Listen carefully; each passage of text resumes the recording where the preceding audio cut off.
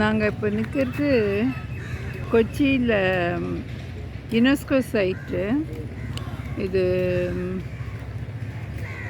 Vasco da gamma square போட்டிருக்கு.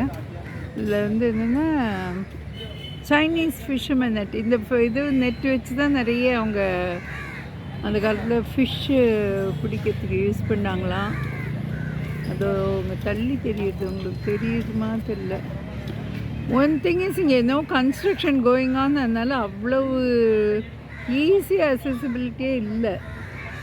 இது ஒன்று இங்கே ஒரு பக்கத்தில் இருக்குது பாருங்கள், இது ஒரு நெட்டு. இது ஸோ ஸ்ட்ராங். அந்த காலத்தில் சைனாலேருந்து இது வரவழைச்சு யூஸ் பண்ணிகிட்டு இருந்தாங்க. ஸோ இந்த பிளேஸ்க்கு கால்டு இந்த வாஸ்கோ ட காமா ஸ்கொயரில் this is called Chinese fisherman நெட்டுன்னு. அந்த மாதிரி உள்ள போட்டில் தான் நாங்கள் அந்த காலத்துலேயே போயிருக்கோம். 80s,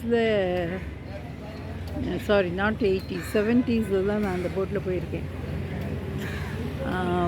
between Kochi and Ernakulam.